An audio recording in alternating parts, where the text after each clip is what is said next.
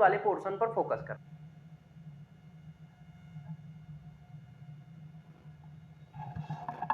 Hello बच्चों, आपका फिर से स्वागत है फिजिक्स वाला प्लेटफॉर्म पर। मैं सर्वेश कुमार दीक्षित आज आपके लिए लेके आया हूँ हाइड्रोकार्बन का नेक्स्ट नंबर का लेक्चर।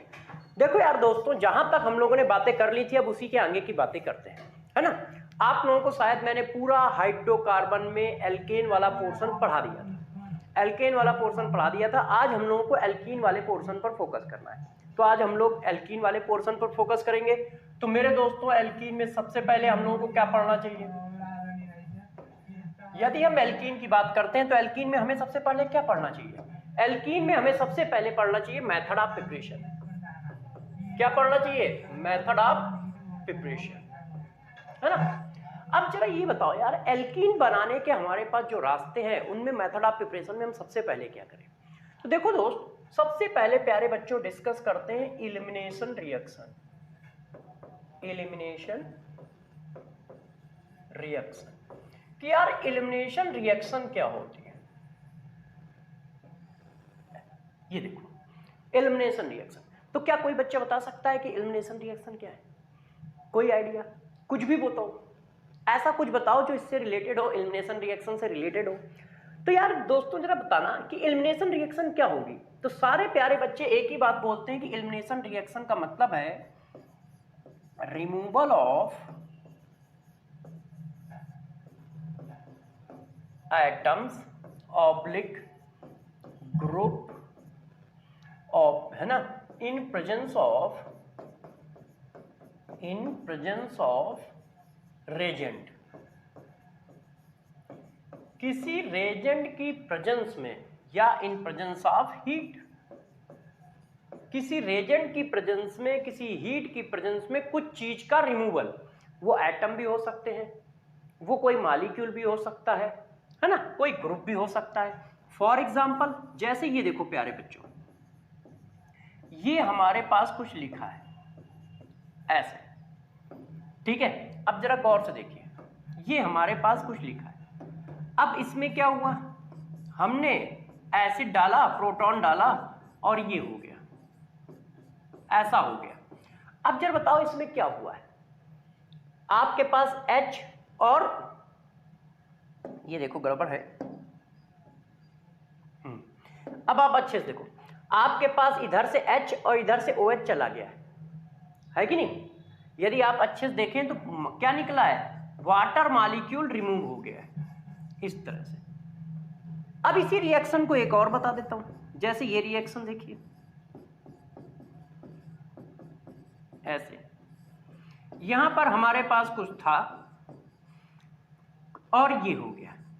कैसे हो रहा है इस पर अभी डिस्कशन नहीं है, अभी तो बस इस बात पर डिस्कशन है कि एलिमिनेशन रिएक्शन की डेफिनेशन क्या है। तो ये देखो, अब यहां और यहां से मिला के हमारे पास क्या चला गया है? एक H यहां से चला गया है और Br यहां से चला गया है। तो देखो HBr निकल गया है ना, तो कुछ निकला है ना, ग्रुप ऑफ एलिमेंट या ग्रुप ऑफ एटम निकल गए। इसी को क्या कहते हैं? एलिमिनेशन कहते हैं। तो एलिमिनेशन का मतलब ही होता है, एलिमिनेशन रिएक्शन का मतलब ही है ग्रुप ऑफ एटम या ग्रुप ऑफ मॉलिक्यूल का रिमूवल। ग्रुप ऑफ एटम या ग्रुप ऑफ मॉलिक्यूल का रिमूवल किसकी प्रेजेंस में? किसी रेजेंट की प्रेजेंस में, या कभी कभी हीट करने पर भी ऐसा हो जाता है। तो सबसे पहला कॉन्सेप्ट था एलिमिनेशन रिएक्शन को पकड़ना कि एलिमिनेशन रिएक्शन क्या होती है। इतनी बात हो गई। अब कहानी को और आगे बढ़ाते हैं। एलिमिनेशन रिएक्शन यदि हम लोग जान गए तो अब नेक्स्ट पॉइंट है कि कौन सी एलिमिनेशन होगी, कैसे होगी। तो जरा देखो नेक्स्ट नंबर का हम लोग पॉइंट डालते हैं, ठीक है। एलिमिनेशन रिएक्शन क्या होती है, तो देखो जरा, अब हम लोग इसको स्टार्ट करते हैं।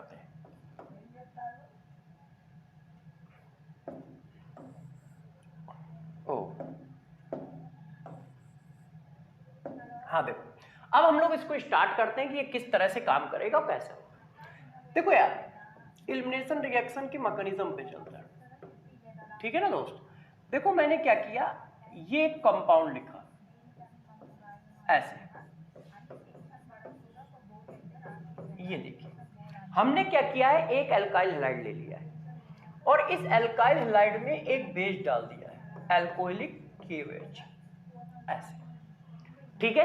अब जब इस एल्काइल हैलाइड में एक बेस डाला है तो हमारे पास ये प्रोडक्ट आया है ऐसे, और साथ में क्या आया है, KBr आया है, और साथ में क्या आया है, वाटर आया है, इस तरह से। अब हम लोग इस बात का डिस्कशन करेंगे कि ये हो कैसे रहा है, और साथ साथ में इसकी सारी पॉसिबिलिटी पढ़ेंगे। तो जरा देखो यार, इस कार्बन को हम लोग अल्फा कार्बन कहते हैं। क्यों? क्योंकि ये ग्रुप है, ये हमारा फंक्शनल ग्रुप हुआ। फंक्शनल ग्रुप जिस कार्बन से अटैच वो अल्फा, अल्फा के पड़ोस में कौन, बीटा। तो ये कार्बन है बीटा, और बीटा कार्बन का ये हाइड्रोजन क्या होगा, इस हाइड्रोजन का नाम रखोगे आप क्या, बीटा हाइड्रोजन। क्यों? क्योंकि ये बीटा कार्बन से अटैच है तो बीटा हाइड्रोजन। अब होता क्या है, जो आपने ये बेस देखा है OH निगेटिव, ये KOH ऐसे ब्रेक हो गया, K पॉजिटिव और OH निगेटिव। ये क्या करता है, ये बीटा कार्बन पे अटैक करता है, और बीटा कार्बन पे कुछ इस तरह से अटैक करता है। ये देखो ऐसे, इस तरह से बीटा कार्बन पे वो अटैक करता है यूं। अब बीटा कार्बन पे अटैक करके हाइड्रोजन को खींचता है। तो जब ये हाइड्रोजन खींचता है तो ये बॉन्ड ऐसे जाते हैं और ये बॉन्ड ऐसे जाते हैं। क्यों? क्योंकि यदि ये बॉन्ड यहां पर बॉन्ड फॉर्म करने आ गए तो यार कार्बन की वैलेंसी 5 नहीं हो जाएगी, 2 डबल बॉन्ड और 2 हाइड्रोजन 1 Br, तो तुरंत क्या होता है, Br रिमूव हो जाता है। इस पूरे प्रोसेस को अच्छे से देखो, क्या बताया, जो OH होता है वो क्या कर रहा है, वो बीटा कार्बन के बीटा हाइड्रोजन पे अटैक करता है, वो बीटा हाइड्रोजन को लेकर निकल जाता है और बना देता है क्या, OH। क्या बना देता है, OH, मतलब H2O। ठीक, Br और K मिलके बना देते हैं KBr, और ये बन जाता है एल्कीन।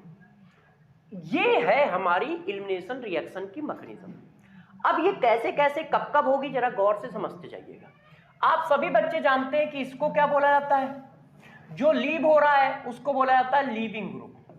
पूरी रिएक्शन में ये लीव हो रहा है ना, तो इसको क्या बोलते हैं बच्चों, लीविंग ग्रुप। जो कुछ लीव हो रहा होता है उसको लीविंग ग्रुप बोलते हैं। ठीक है, तो लीविंग ग्रुप कौन है हमारे यहाँ पर, Br है, और रिएक्शन कैसे हुई, ऐसे, और बॉन्ड कौन सा ब्रेक हो रहा है, ये। तो जरा देखो, इस रिएक्शन को हम लोग नाम देते हैं बीटा एलिमिनेशन। किसी ने कहा सर इसको आप बीटा एलिमिनेशन नाम क्यों देते हो, तो जरा गौर से मेरे प्यारे बच्चों देखो, हाइड्रोजन कहाँ का एलिमिनेट हो रहा है, बीटा, इसीलिए इस रिएक्शन का नाम क्या है, बीटा एलिमिनेशन। इस रिएक्शन का क्या नाम है, बीटा एलिमिनेशन। बीटा एलिमिनेशन क्यों, क्योंकि बीटा वाला हाइड्रोजन निकल रहा है।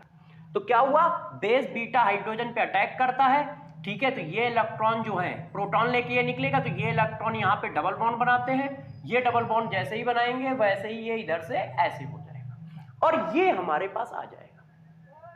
अब किसी बच्चे ने कहा सर यार थोड़ा सा दिक्कत है। मैंने कहा क्या हुआ बेटा, बच्चे ने कहा सर यार ये बताओ, ये जो आपका बेस है ये बीटा हाइड्रोजन पे ही अटैक क्यों करने जा रहा है, अल्फा पे क्यों नहीं कर रहा है कि नहीं, बीटा पे ही क्यों कर रहा है, अल्फा पे क्या दुश्मनी है। मैंने कहा बात तो सही है।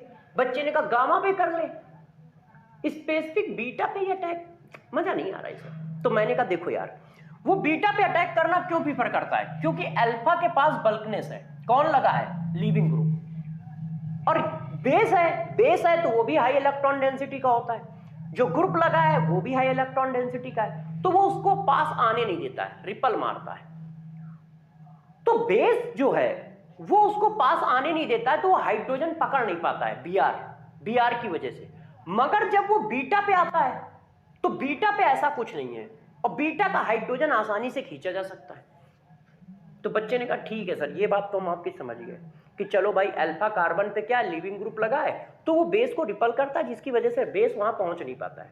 गामा में क्या टेंशन है, गामा में क्या टेंशन है भाई, ठीक है गामा से निकाल लो हाइड्रोजन। तो मैंने कहा यार गामा से इसलिए नहीं निकाल सकते क्योंकि जरा देखो ये क्या है, ये आई इफेक्ट है, तो आई इफेक्ट की वजह से ये इलेक्ट्रॉन खींचेगा, फिर इलेक्ट्रॉन इधर जाएंगे और फिर इलेक्ट्रॉन इधर जाएंगे ऐसे। तो ये हाइड्रोजन थोड़ा बहुत एसिडिक है, गामा वाला हाइड्रोजन के एसिडिक कैरेक्टर बहुत कम हो जाएगा। बेस प्रोटॉन तभी खींच पाता है ना मेरे दोस्त, जब वो हाइड्रोजन में कुछ ना कुछ एसिडिक कैरेक्टर हो। लीविंग ग्रुप की वजह से इसके पास थोड़ा बहुत एसिडिक कैरेक्टर आ जाता है, ठीक है, जिसकी वजह से खींचा भी जा सकता है। मगर यदि हम गामा तक पहुंच गए तो इंडक्टिव इफेक्ट आप सभी बच्चे जानते हैं डिस्टेंस पर डिपेंड करता है, और जब वो डिस्टेंस पर डिपेंड करता है तो डिस्टेंस बढ़ती जाएगी, इंडक्टिव इफेक्ट कम होता चला जाएगा, इंडक्टिव इफेक्ट कम होता चला जाएगा तो एसिडिक स्ट्रेंथ कम होती चली जाएगी। Minus I effect acidic strength के प्रोपोर्शनल होता है। तो इसी वजह से हम गामा से नहीं निकाल रहे हैं। तो अब बात समझ में आई, पहला पॉइंट अल्फा से क्यों नहीं निकाला, दूसरा पॉइंट गामा से क्यों नहीं निकाला, बीटा से ही क्यों निकाला। तो एक काम हो गया कि सर ठीक है आप कह रहे हो तो मान लेते हैं बीटा से क्यों निकाला, क्यों, क्योंकि अल्फा पे बीआर है और गामा तक जाते जाते एसिडिक स्ट्रेंथ कम हो जाएगी। अच्छा, अब आपने प्रोटॉन खींच लिया तो ये वाला बॉन्ड क्या हो रहा है दोस्त, देखो ये वाला बॉन्ड क्या हो रहा है, ब्रेक, ये वाला बॉन्ड क्या हो रहा है, फॉर्म, यहां पे डबल बॉन्ड फॉर्म होगा, और ये वाला बॉन्ड क्या हो रहा है, ब्रेक। इतनी पॉसिबिलिटी है। इसका मतलब आपके पास दो बॉन्ड ब्रेक हो रहे हैं, एक बॉन्ड फॉर्म हो रहा है कि नहीं। तो अब इस बॉन्ड ब्रेक होने और फॉर्म होने के बेसिस में हम इसको तीन क्लास में, मतलब तीन पार्ट में डिवाइड कर देते हैं। कैसे, जरा देखो, मैंने आपको यह बात बोली, देखिए हमारे पास आया R CH CH2Br, मैंने इसको लिखा H, ये हमारा बीटा वाला हो गया, और ये ऐसा है, ये अल्फा है, ये बीटा है, और ये हमारा हो गया अल्कोहलिक KOH। अब जरा देखो यार, बॉन्ड के बेसिस पे हम इसको तीन पार्ट में डिवाइड कर देते हैं। कौन कौन से तीन पार्ट और वो कैसे आएंगे, इस बात को जरा समझिए कि कैसे डिवाइड करते हैं। देखो, बॉन्ड के बेसिस पे हम इसको तीन पार्ट में डिवाइड करते हैं। कैसे डिवाइड करते हैं, गौर समझिए। किसी बच्चे ने कहा कि सर ऐसा भी तो हो सकता है, गौर से देखते जाइएगा कि बच्चा क्या कह रहा है, ऐसा भी तो हो सकता है कि ये वाला जो बॉन्ड आप ब्रेक कर रहे हो और ये वाला बॉन्ड आप ब्रेक कर रहे हो और ये फॉर्म कर रहे हो, ये तीनों काम साइमल्टेनियस हो रहे हो, तीनों काम साइमल्टेनियस, मतलब ब्रेक होना और फॉर्म होना एक साथ चल रहा हो, है कि नहीं। तो यदि ये वाली पॉसिबिलिटी लें, सॉरी बच्चों, यदि हम ये वाली पॉसिबिलिटी लें कि बॉन्ड ब्रेक होना और फॉर्म होना ये सब एक साथ चल रहा है, तो क्या आएगा। यदि हम इस पॉसिबिलिटी को फॉलो करें कि बॉन्ड ब्रेक होना और फॉर्म होना एक साथ आएगा, तो ये ऐसे फिगर आएगा, कुछ देख लो आप, ऐसा फिगर आएगा। ये बॉन्ड ब्रेक हो रहा है, ये बॉन्ड ब्रेक हो रहा है, और ये देखो बॉन्ड फॉर्म हो रहा है यहां पर, ये देखो है। तो पॉसिबिलिटी कुछ ऐसे आएगी। तो जब पॉसिबिलिटी कुछ ऐसे आएगी तो देखो एल्कीन जैसा बन गया, डबल बॉन्ड करेक्टर आ गया ना, तो इसको बोलते हैं एल्कीन करेक्टर, एल्कीन करेक्टर। तो जब साइमल्टेनियस बॉन्ड ब्रेक होंगे, साइमल्टेनियस बॉन्ड फॉर्म होंगे, मतलब आपने पहली पॉसिबिलिटी बताई है कि बॉन्ड का ब्रेक होना एंड बॉन्ड का फॉर्म होना दोनों क्या हो रहा है, साइमल्टेनियस है, ऐसा। तो जब दोनों साइमल्टेनियस होते हैं तो एल्कीन करेक्टर आता है, और इस टाइप की मैकेनिज्म का नाम E2 एलिमिनेशन रखा जाता है। इसका नाम क्या रखा जाता है, E2 एलिमिनेशन। ऐसे साइमल्टेनियस बॉन्ड ब्रेक होना, साइमल्टेनियस बॉन्ड फॉर्म होना। अब ऐसा होता कब है, इसका मतलब हुआ बॉन्ड को, मतलब हाइड्रोजन को निकालने वाला और Br जाने वाला दोनों की पावर लगभग सेम हो। तो ऐसा तब होता है, गौर सुनिएगा, कंडीशन सबसे ज्यादा इंपॉर्टेंट जो पार्ट है वो कंडीशन वाला पार्ट है, ठीक है। कि कंडीशन क्या है, कंडीशन E2 रिएक्शन होने की कंडीशन क्या है। तो E2 रिएक्शन होने की कंडीशन है जो लीविंग ग्रुप हो वो गुड लीविंग ग्रुप हो। किसी ने कहा सर हमको गुड और बैड लीविंग ग्रुप के बारे में नहीं पता है, तो वो मैं अभी बता दूंगा। दूसरी बात, जो बेस हो वो स्ट्रांग हो, तो हमने कहा स्ट्रांग बेस। यदि स्ट्रांग बेस और गुड लीविंग ग्रुप होगा, ठीक है, तो वो क्या कर रहा होगा, एल्कीन करेक्टर बना रहा होगा, और एल्कीन करेक्टर बनाने के बाद हमारा क्या आ जाएगा, प्रोडक्ट आ जाएगा। ऐसे, इस तरह से ये प्रोडक्ट आ गया। अच्छा, अब पॉइंट नंबर 2 पे चलते हैं। पॉइंट नंबर 2 क्या है यार, ऐसा भी तो हो सकता है भाई, दोनों साइमल्टेनियस ब्रेक हो रहे हैं, फॉर्म हो रहे हैं, अच्छी बात है, मगर ऐसा भी तो हो सकता है कि ये वाला बॉन्ड पहले ब्रेक हो जाए, बी वाला, हो सकता है कि नहीं, कि भाई सी और बी आर वाला बॉन्ड जो है वो पहले ब्रेक हो, फर्स्ट है कि नहीं, पहले ब्रेक हो रहा हो, पहले ब्रेक हो, और जो सी और एच वाले बॉन्ड है और सी डबल बॉन्ड जो सी है बनाना है वो बाद में हो, ये वाला ब्रेक होना और ये वाला बनाना बाद में हो, एक पॉसिबिलिटी ये भी तो है। तो जब ऐसा होगा तो क्या होगा, तो भाई जब आपने ये वाला बॉन्ड मेरे दोस्त पहले ब्रेक करा दिया तो कार्बोकैटायन आ जाएगा, भाई Br निकल गया, तो जब Br निकल जाएगा तो कार्बोकैटायन आ जाएगा ना, और कार्बोकैटायन के बाद आप कह रहे हो क्या हो रहा है, ये ऐसा हो रहा है। तो जब कार्बोकैटायन आ गया तो इस बार इंटरमीडिएट कैसा है, कार्बोकैटायन है, और कार्बोकैटायन तो सारे बच्चों को पता है, कार्बोकैटायन एक खतरनाक चीज होती है, वो रीअरेंज भी करता है, तो इसमें तो रीअरेंजमेंट भी होगा, और रीअरेंज होने के बाद वो एल्कीन बनाएगा, ऐसे ऐसे बेस अटैक करेगा और OH को ले जाएगा। ऐसा कब होगा, और इस टाइप की रिएक्शन को क्या नाम देंगे, इसको कहा जाता है इवन एलिमिनेशन। इसको क्या कहते हैं बच्चों, इवन एलिमिनेशन कहते हैं। ऐसा कब होता है वो तो अपने आप समझ में आ रहा है, कैसे समझ में आ रहा है, कंडीशन क्या होनी चाहिए भाई, कौन सबसे पहले हट रहा है, लीविंग ग्रुप। इसका मतलब यदि लीविंग ग्रुप बहुत पहले हट रहा है तो ये क्या होना चाहिए, गुड लीविंग ग्रुप होना चाहिए, भाई ये गुड लीविंग ग्रुप है तो हट गया। और बेस कैसा होना चाहिए, पुअर बेस होना चाहिए, वीक बेस, भाई पुअर बेस है, हाइड्रोजन को खींच ही नहीं पा रहा है, और लीविंग ग्रुप बहुत अच्छा है तो अपना हट के किनारे हो गया, है कि नहीं, तब ऐसा हो रहा होगा। क्यों, बेस पुअर है, प्रोटॉन को खींच नहीं पा रहा है, मगर लीविंग ग्रुप अच्छा है तो वो लीव हो गया, तो कार्बोकैटायन कैरेक्टर आ जाएगा, और कार्बोकैटायन कैरेक्टर आएगा तो इस तरह के कैरेक्टर को इवन मैकेनिज्म कहेंगे। ये क्या है, इवन एलिमिनेशन है। अब मान लो बच्चों ये हो रहा हो, भाई पॉसिबिलिटी है ना, पॉसिबिलिटी नंबर 3, अब हम 3rd नंबर की पॉसिबिलिटी देखें। पहले ये वाला बॉन्ड ब्रेक हो जाए, CH बॉन्ड पहले ब्रेक हो,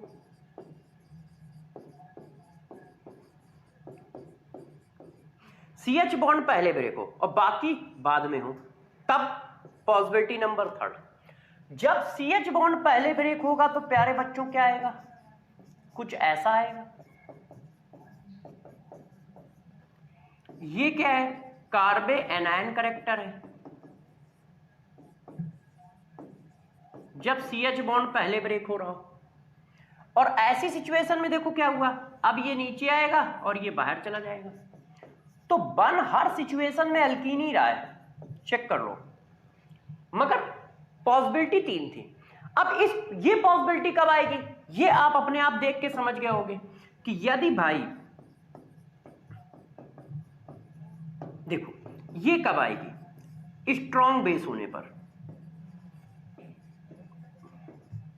यदि स्ट्रॉन्ग बेस होगा, समझो जरा बच्चों, यदि स्ट्रॉन्ग बेस होगा तो प्रोटॉन को पकड़ के खींच लेगा, और लीविंग ग्रुप कैसा हो, पुअर, वो निकल ही ना पाए, तो यहां पर क्या है, उल्टा हो जाएगा, लीविंग ग्रुप कैसा हो, पुअर हो, ये देखो। तो बच्चों ने कहा कि अच्छा ये 3 सिचुएशन है, इसी के बेसिस पे हमने इनके नॉमेनक्लेचर कर दिए हैं। इसका नॉमेनक्लेचर क्या होता है, E1 CV elimination. E1 CV मतलब क्या हुआ, E1 CV का मतलब होता है कॉन्जुगेट बेस एलिमिनेशन। ये जो है इसका कॉन्जुगेट बेस बना ना, प्रोटॉन निकालने के बाद क्या होता है, कॉन्जुगेट बेस आया और फिर एलिमिनेशन हो रहा है, ठीक है। तो E1 CV रिएक्शन का मतलब हुआ conjugate base elimination, conjugate base elimination. अब ये E1 E2, E1 और E2 क्यों कह रहे हो, E कहो ना, 2 क्यों लगा रहे हो और 1 क्यों लगा रहे हो, तो जरा देखो ये 1 और 2 किस बेसिस पे आते हैं। 2 का मतलब है जैसे E2 लिखा तो इसका मतलब हुआ ये बाई मॉलिक्यूलर एलिमिनेशन है, by molecular elimination. By molecular elimination है, इसका मतलब इसकी मालिकुलरिटी कितनी है, 2 है। E1 का मतलब हुआ मोनो मालिकुलर एलिमिनेशन है, मोनो कह दो या यूनी, है ना, इसको वैसे तो वो यूनी कहते हैं, तो हम लोग भी यूनी मालिकुलर कह देते हैं, uni molecular elimination.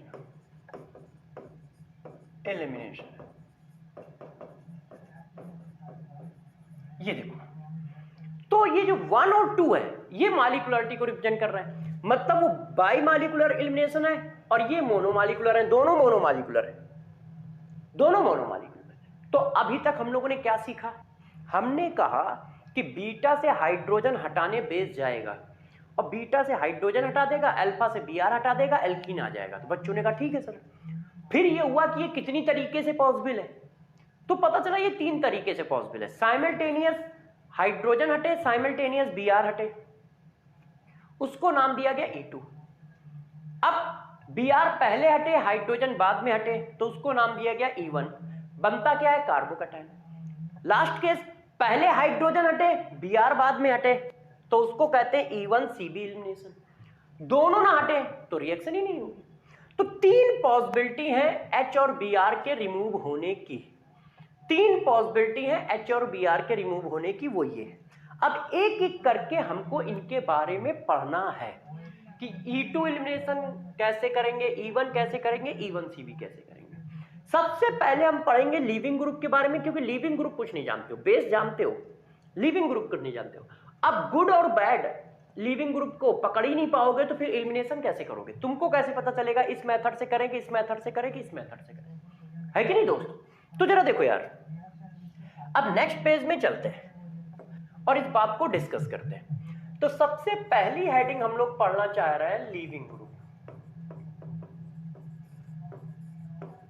Leaving group, है ना। अब लीविंग ग्रुप का मतलब क्या है, कैसे काम करेगा, जरा देखो। Tendency to leave a group,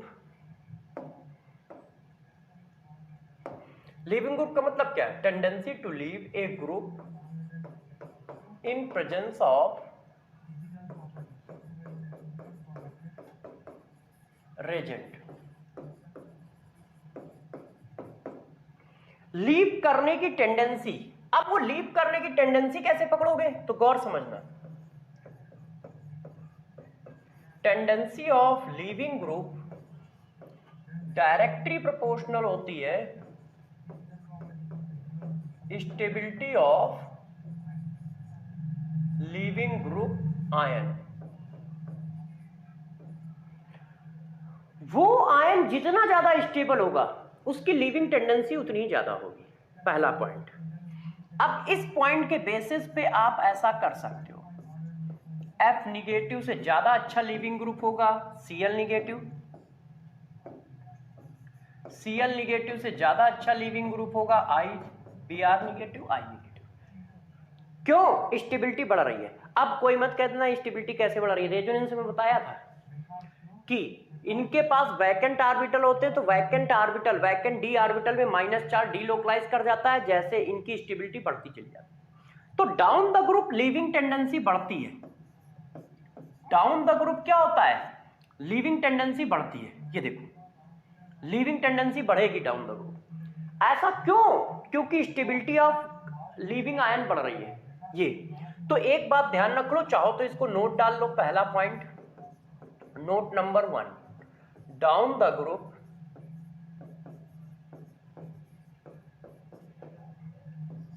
leaving group tendency increases, down the group leaving group tendency increases. तो डाउन द ग्रुप क्या होगा, लीविंग ग्रुप टेंडेंसी इंक्रीज करेगी, मतलब IBr Cl इनमें ये, इसमें से ये जो है ये हमारे गुड लीविंग ग्रुप है, ये पुअर लीविंग ग्रुप है, ये भी पुअर लीविंग ग्रुप है, और ये गुड लीविंग ग्रुप है, ऐसे। तो जरा गौर से देखो, leaving tendency down the group increase करेगी। इसका मतलब अब तुम पकड़ लोगे कि Br गुड लीविंग ग्रुप है, F पुअर लीविंग ग्रुप है, OH पुअर लीविंग ग्रुप है, SH negative good leaving group है। अब आप बात को पकड़ ले जाओगे। इसी तरह से यदि मैं बोलूं NH2 तो तुम कहोगे ये पुअर लीविंग ग्रुप है और ये गुड लीविंग ग्रुप है। ऐसे तो पहला पॉइंट आया लीविंग ग्रुप के लिए, क्या down the group leaving group tendency increase करती है, और चाहो तो आप इस रूल से भी निकाल सकते हो। अब नेक्स्ट नंबर पॉइंट गौर समझिए, दूसरा rule number 2, neutral molecules are good leaving group. जो न्यूट्रल मॉलिक्यूल होते हैं वो मेरे प्यारे बच्चों गुड लिविंग ग्रुप में काउंट होते हैं। फॉर एग्जांपल जैसे जरा इस बात को जरा समझो, जैसे देखो यार ये अल्कोहल है, अब इस पे किसी ने प्रोटॉन डाल दिया, तो प्रोटॉन डालने के बाद ये ऐसा आ गया, ये देखो ऐसे। अब यदि ये लीव हो गया तो जरा बताना लीव होके क्या लीव हो रहा है, क्या लीव हो रहा है, वाटर। अब मेरे प्यारे बच्चों यदि वाटर लीव हुआ, ये तो न्यूट्रल है ना यार, और न्यूट्रल है तो ये क्या है, गुड लीविंग ग्रुप है। न्यूट्रल मॉलिक्यूल यदि कोई लीव हो रहा है तो वो गुड लीविंग ग्रुप में आता है। ठीक है, जैसे देखो यहां वाटर लीव हो रहा है, यहां देखो वाटर लीव हो रहा है कि नहीं, ये देखिए वाटर लीव हो रहा है। तो न्यूट्रल मॉलिक्यूल जो होंगे वो हमेशा गुड लिविंग ग्रुप होंगे, और बेस्ट लिविंग ग्रुप इसमें नाइट्रोजन होता है। बेस्ट लिविंग ग्रुप क्या होता है, नाइट्रोजन होता है। न्यूट्रल भी होता है, इनर्ट भी होता है, न्यूट्रल भी होता है और इनर्ट भी होता है। ठीक है कि नहीं, तो ये बेस्ट हमारे लिविंग ग्रुप है। और भी लिविंग ग्रुप है, जैसे ये देखो, अब यदि मैं आपसे पूछूं ये लिविंग ग्रुप ज्यादा अच्छा है या ये लिविंग ग्रुप ज्यादा अच्छा है, ये देखो बात करो, ट्राई फ्लोराइड, ठीक है, और ये एसीटेट आयन, इनमें से ज्यादा अच्छा लिविंग ग्रुप कौन है, बता सकते हो? तो यार मैंने दोस्त अभी तो आपको पीछे बताया था, क्या बताया है, stability of leaving group ion. जितनी ज्यादा स्टेबिलिटी होगी उतना अच्छा प्यारे बच्चों वो लिविंग ग्रुप में काउंट होगा। ये देखो है, तो जरा दोस्तों इस बात को जरा चेक करके देखो इन दोनों में ज्यादा स्टेबल कौन है। तो यार ये देखो क्या है, मैंने आपको पीछे पढ़ा रखा है, ये माइनस आई इफेक्ट ग्रुप है और ये प्लस आई इफेक्ट ग्रुप है। माइनस आई इफेक्ट ग्रुप हमेशा माइनस चार्ज को स्टेबलाइज करता है, माइनस आई इफेक्ट ग्रुप हमेशा माइनस चार्ज को स्टेबलाइज करता है। क्यों, इलेक्ट्रॉन पकड़ के खींच लेगा, और जब इलेक्ट्रॉन पकड़ के खींच लेगा तो चार्ज कम हो जाएगा, चार्ज कम हो गया तो स्टेबिलिटी ज्यादा हो गई। इसका मतलब यदि मैं लिविंग ग्रुप का ऑर्डर लगाऊं तो आप क्या बताओगे, आप ये बताओगे CF3COO is a better leaving group in compare to acetate ion. ये देखो कंपेयर टू एसीटेट आयन, बात समझ पा रहे हो कैसे? तो जरा देखो अब हमारे पास लिविंग ग्रुप का आइडिया आ गया है कि लिविंग ग्रुप को हम कैसे पकड़ेंगे। न्यूट्रल मॉलिक्यूल हमारे बेस्ट लिविंग ग्रुपों में से काउंट होंगे, ठीक है, down the group living tendency increase करेगी, और यदि कंपेयर करने को आए तो कैसे करोगे, ये बात बता दी है। अब हम लोग चलते हैं नेक्स्ट नंबर के पॉइंट पे। अब हमने लिविंग ग्रुप कर लिया है, अब हम चलते हैं किस पर, E2 एलिमिनेशन पे, कि भाई E2 एलिमिनेशन को थोड़ा सा डिटेल में ले चले, है ना, अभी तो पॉसिबिलिटी काउंट कराई थी। अब जरा देखो यार बच्चों E2 एलिमिनेशन की बात करते हैं कि ये कैसे करेगा और कैसे चलेगा। ठीक है, तो जरा देखिए हमने ये सिचुएशन बनाई थी ऐसा,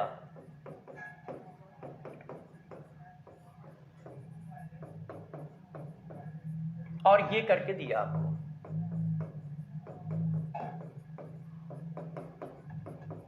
KBr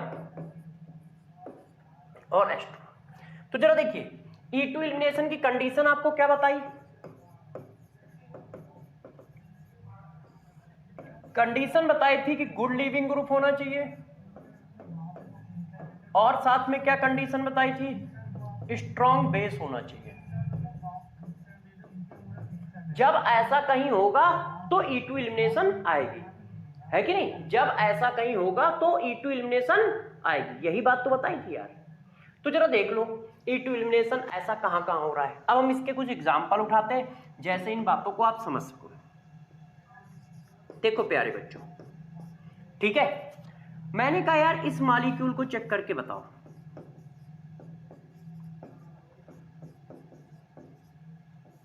और मैंने डाला है एल्कोहलिक QH। बताओ, आपके पास दो कंडीशन है, दोनों पकड़ो। क्या Br negative good leaving group है?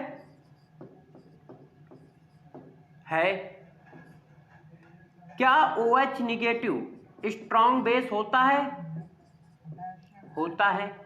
तो क्या करोगे? E2 करोगे। अब E2 में करना क्या होता है, अब जरा समझो। ये अल्फा है, ये बीटा है। अल्फा और बीटा से बस काम करना है। अल्फा से Br निकालना है और पड़ोस से हाइड्रोजन निकालना है। अल्फा का पड़ोस बीटा, मतलब Br जहां पर लगा है उसके पड़ोस से क्या करोगे? हाइड्रोजन निकाल दोगे। इतना ही तो करना है यार दोस्त, देख लो कुछ कर ही कहां रहे हैं हम लोग। तो अब मेरे को बताओ जरा, Br यहां पे लगा, उसका पड़ोस ये है। अब यहां जरा चेक करके देखो, Br के पड़ोस में दो सिचुएशन है, ये बीटा है, ये बीटा है। क्योंकि Br जिससे लगा है वो अल्फा है, दो बीटा सिचुएशन है, तो किससे निकालना चाहिए? किसी से भी निकाल दो। क्यों? दोनों एक जैसे हैं, सिमेट्रिकल है ना यार। तो मैंने किसी एक से निकाल दिया और ये मॉलिक्यूल बन गया। क्या आ गया?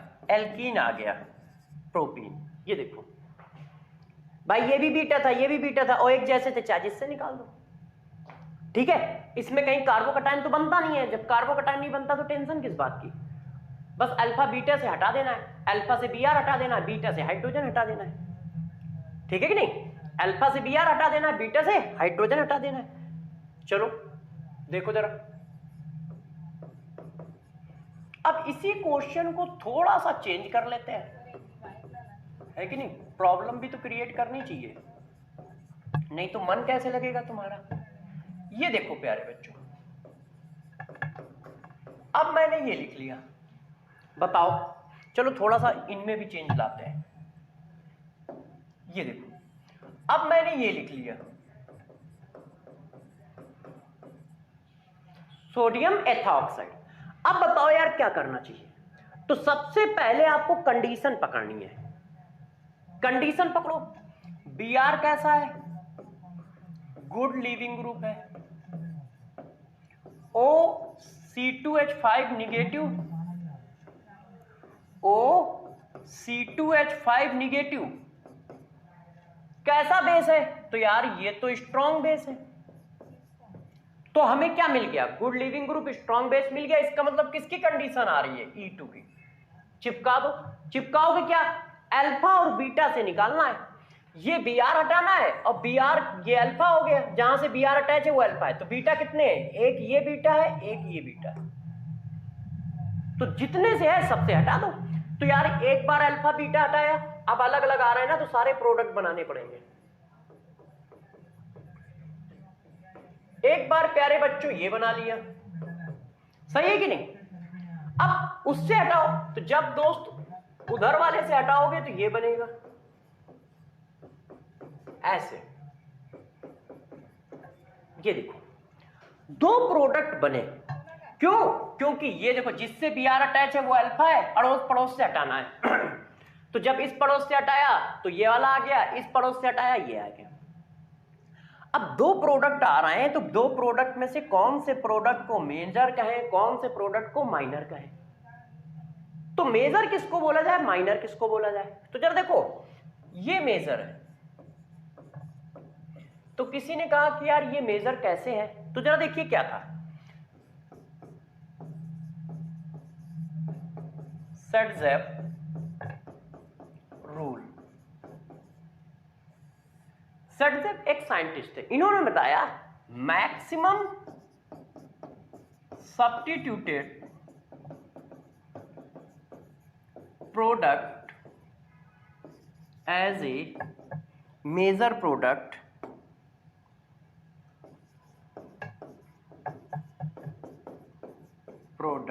in E2 elimination।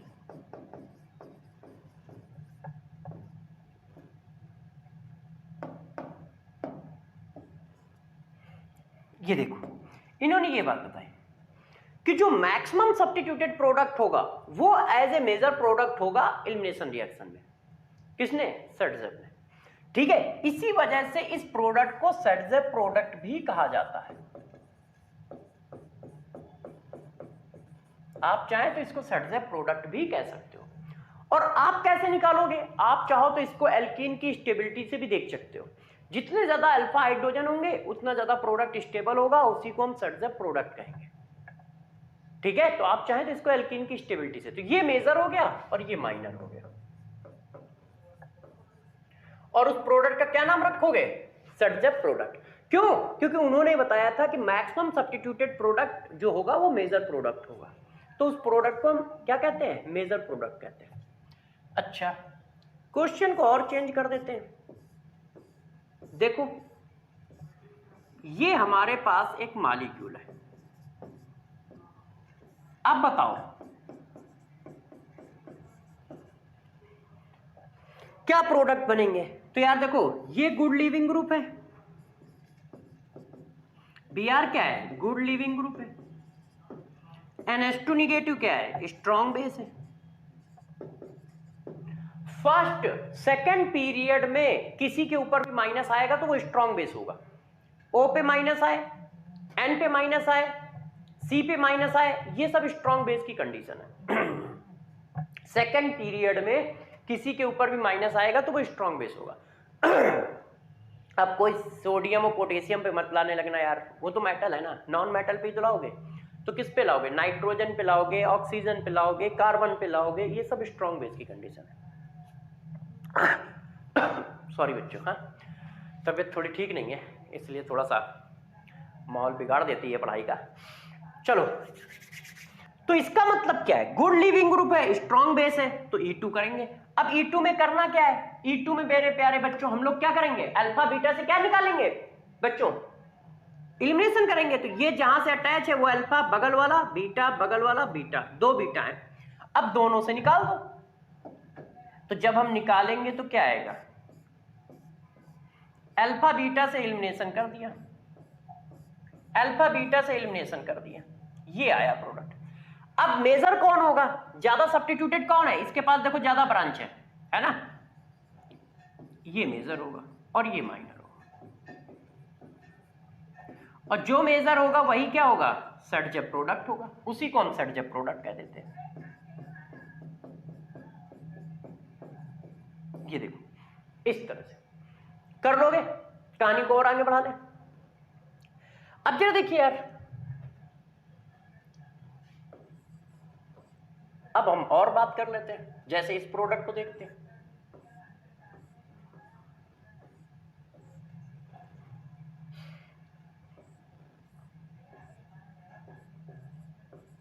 ये भी यार ठीक है, और इस पे मैंने अल्कोहलिक केवेज डाल दिया। अब बताओ कितने पॉसिबल प्रोडक्ट बनेंगे? तो आप क्या करोगे? इसके अगल बगल से बस हाइड्रोजन निकाल दोगे। तो एक तो ये हो गया, ठीक है, और एक ये हो गया, ऐसे। यही तो पॉसिबल है भाई, ये अल्फा है, ये बीटा, ये बीटा, बस निकाल दिया। अब ब्रांचेस किस में ज्यादा है? इसमें ज्यादा है, तो ये मेजर हो गया, ये माइनर हो गया, है कि नहीं? कर लोगे? अब जरा देखो, इतनी बात तो हम लोगों ने कर ली कि हाँ भाई मेजर माइनर कैसे पकड़ा जाएगा, कैसे नहीं पकड़ा जाएगा, ठीक है कि नहीं? तो E2 रिएक्शन तो हम लोगों को समझ में आई। अब E2 रिएक्शन में कुछ केस धीरे धीरे करके कराते हैं, उनको जरा समझो। अभी तक किधर भी कॉन्जुगेशन नहीं था, कहीं कॉन्जुगेशन किया नहीं, या कुछ और लगाया नहीं। अब कुछ और भी लगाते हैं, कॉन्जुगेशन भी करते हैं। जैसे आपको आइडिया हो कि एलिमिनेशन करना कैसे है, एलिमिनेशन करना कैसे है, तो जरा देखो यार, नोट नंबर 1। अब आपको कुछ नोट भी पढ़ाते हैं एक एक करके, इनको आप समझते जाइएगा अच्छे से। तो जरा देखो, अब मैंने ये किया, ध्यान दीजिएगा, वही क्वेश्चन है और वही सब कुछ है।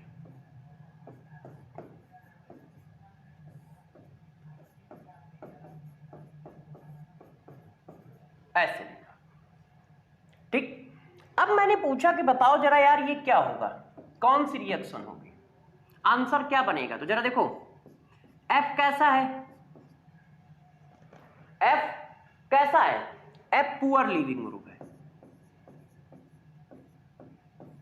है कि नहीं। और C2H5O निगेटिव क्या है, ये क्या है, ये स्ट्रॉन्ग बेस है। पहले तो ये देखो इतनी बात से आप सहमत हो कि नहीं हो कि F negative poor leaving group है। यार बिल्कुल सहमत हो, अभी तो पीछे पढ़ा के आया हूं। ये देखो,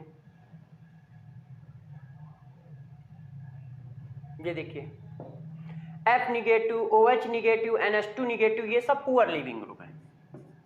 ये सब कैसे हैं, पुअर लीविंग ग्रुप है कि नहीं। टॉप वाले पुअर लीविंग ग्रुप होते हैं। जब ये पुअर लीविंग ग्रुप है तो जरा देखिए क्या होने वाला है, poor leaving group strong base. जरा बताना कौन सी कंडीशन है, ये देखो बताओ, poor leaving group strong base, ये कंडीशन है। देखो poor leaving group strong base, और poor leaving group strong base में क्या करते हो, कार्बोनाइन बनाते हो। तो कार्बोनाइन बनाओगे तो स्टेबल कार्बोनाइन बनाओगे ना, है कि नहीं। देखो poor leaving group strong base में क्या बनता है, कार्बोनाइन। तो अब मेरे दोस्त जरा यहां पर आ जाओ वापस, गौर समझना। अब हम लोग इस रिएक्शन को करना चाहते हैं, तो बताओ कार्बोनाइन किधर बनाना पसंद करोगे, बीटा पर कार्बोनाइन बनता है भाई। क्यों, क्योंकि ये जो लिखा है वो तो E1 CV की कंडीशन मिली है ना हमें, और जब E1 CV रिएक्शन की कंडीशन मिली है तो E1 CV के हिसाब से प्रोडक्ट आएगा ना। बताओ आएगा कि नहीं आएगा। तो जब मेरे दोस्त E1 CV के हिसाब से प्रोडक्ट आएगा तो E1 CV में क्या बनता है, कार्बोनाइन। तो अब आप बताओ कार्बोनाइन मुझे कहां बनाना चाहिए, यहां पर या यहां पर, आप दोनों जगह बना के देख लो भाई, फिर डिसाइड कर लेंगे। ठीक है, मैं मेहनत थोड़ी कर लेता हूं आपके लिए, मैं थोड़ी सी मेहनत कर लेता हूं। एक ये पॉसिबिलिटी है और एक मेरे प्यारे बच्चों ये पॉसिबिलिटी है कि नहीं है, बताओ क्यों दोस्तों। भाई कार्बोनाइन कहां बनाओगे, बीटा पे, बीटा कहां है, एक ये बीटा है, एक ये बीटा है। अब बताओ कौन सा कार्बोनाइन स्टेबल है, प्राइमरी वाला कि टर्सरी वाला। तो सभी बच्चे कहेंगे प्राइमरी वाला। इसका मतलब ये हुआ कि जो प्रोडक्ट है ये इसके रिस्पेक्ट में बनना चाहिए। क्यों, क्योंकि ये ज्यादा स्टेबल है और ये ज्यादा स्टेबल है, तो यहां पर डबल बॉन्ड बनाएगा ऐसे, ठीक है कि नहीं। डबल बॉन्ड कहां बनाएगा, ऐसे बनाएगा, और ये डबल बॉन्ड कहां बनाएगा, ऐसे बनाएगा, और इनको हम हटा देंगे, इनको हम क्या करेंगे, हटा देंगे। ये देखो, ये देखो ऐसे। तो अब बताओ प्रोडक्ट ज्यादा स्टेबल कौन होगा, जब इसका कार्बोनाइन ज्यादा स्टेबल था तो यही प्रोडक्ट ज्यादा स्टेबल होगा, तो इसी को तो मेजर प्रोडक्ट बोलोगे और इसी को तो माइनर प्रोडक्ट बोलोगे। अब देखो आंसर उल्टा आ रहा है, अभी तक मैक्सिमम सब्स्टिट्यूटेड प्रोडक्ट मेजर था, अब देखो माइनर सब्स्टिट्यूटेड प्रोडक्ट मेजर आ रहा है। क्यों, E1 CV में minus substituted product major product होता है। तो जरा यहां पर मैं चीज लिख देता हूं, मतलब एक कॉन्सेप्ट लिख देता हूं, वहां पे जगह नहीं है तो मैं यहां लिख रहा हूं, गौर समझिएगा। In E1 CV elimination, in E1 CV elimination, ठीक है, less substituted product, less substituted product is a major product. क्या, मेजर प्रोडक्ट। और ये बात किसने कही थी, ये बात कही थी हॉफमैन ने, इसीलिए बेटा इसको हॉफमैन प्रोडक्ट कहते हैं। एक हॉफमैन साइंटिस्ट थे, उन्होंने ये बात कही थी, इसी वजह से उनके नाम पर इसको हॉफमैन प्रोडक्ट कहते हैं। तो अब तुम्हें ये बात समझ में आ जानी चाहिए कि जब poor leaving group strong base होगा तो लेस सब्स्टिट्यूटेड प्रोडक्ट बनाओगे, वो मेजर होगा, और जब गुड लिविंग ग्रुप और स्ट्रॉन्ग बेस होगा तो मोर सब्स्टिट्यूटेड प्रोडक्ट बनाओगे। इतनी देर में हमें ये बात समझ में आई। देखो है भाई, देखो इधर poor leaving group strong base, तुमने मेजर किसको किया, लेस सब्स्टिट्यूटेड प्रोडक्ट को। Good leaving group strong base, major किसको किया? मोर सब्स्टिट्यूटेड प्रोडक्ट को। इसका मतलब अपने पास एक कॉन्सेप्ट आ गया। वो कॉन्सेप्ट क्या है? ये, यदि हमारे पास गुड लिविंग ग्रुप और स्ट्रॉन्ग बेस है या पुअर लिविंग ग्रुप और स्ट्रॉन्ग बेस है, तो good leaving group strong base है तो मैकेनिज्म E2 होती है और मेजर कौन होता है? मोर सब्स्टिट्यूटेड प्रोडक्ट और उसी को क्या कहते हो? सेडजेप प्रोडक्ट कहते हो। ठीक, यदि poor leaving group strong base हुआ तो मैकेनिज्म E1CB होती है और वो क्या फॉर्म करता है? लेस सब्स्टिट्यूटेड प्रोडक्ट फॉर्म करता है और उस प्रोडक्ट को क्या कहा जाता है? Hofmann product. वो हमारा मेजर प्रोडक्ट होगा। ये मेजर प्रोडक्ट के लिए लिख रहा हूं, तो इस बात को जरा ध्यान रखिएगा कि हमें कब कौन मेजर कौन माइनर करना है, ठीक है ना। जैसे अब मैं आपको क्वेश्चन देता हूं, जरा मेरे को बताइएगा कि किसका किसका क्या क्या आंसर लगाना चाहिए।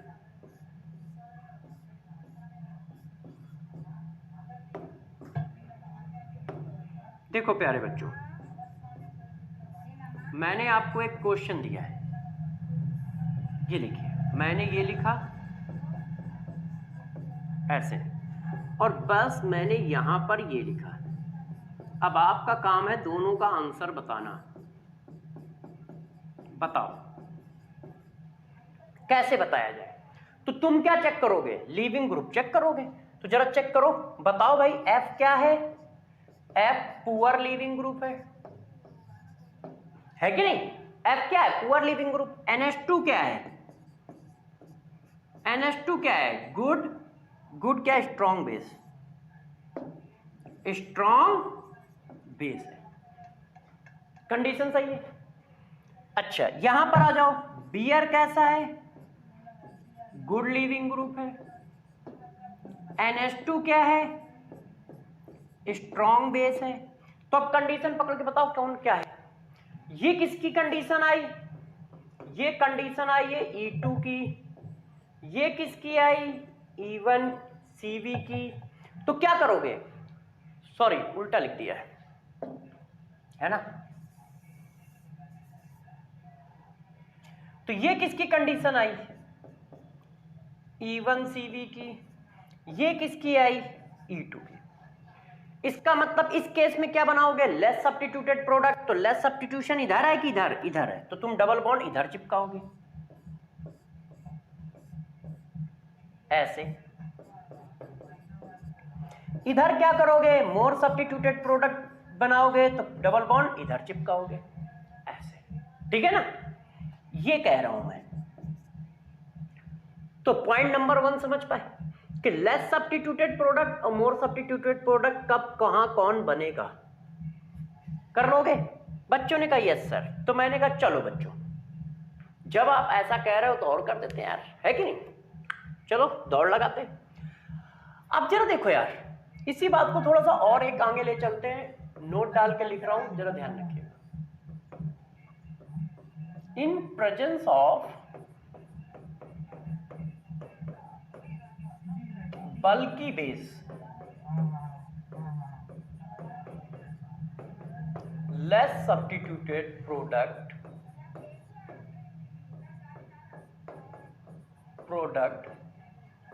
form as a major product.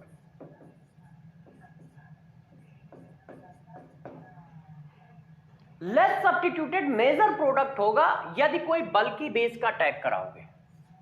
जैसे ये देखो, हम छोटे मोटे बेस का अटैक नहीं करा रहे हैं, बल्कि बेस का अटैक करा रहे हैं। ये किसी ने ये अटैक करा दिया,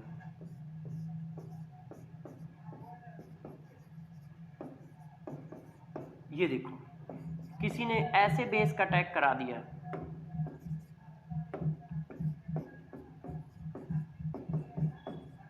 ये सब क्या है? बड़े बेस हैं जिसमें मतलब टर्सरी तक हो। अब ये बल्कि बेस है और बल्कि बेस जब अटैक करेंगे तो लेस सब्स्टिट्यूटेड प्रोडक्ट बनाएंगे। ध्यान रखिएगा, जैसे ये देखो,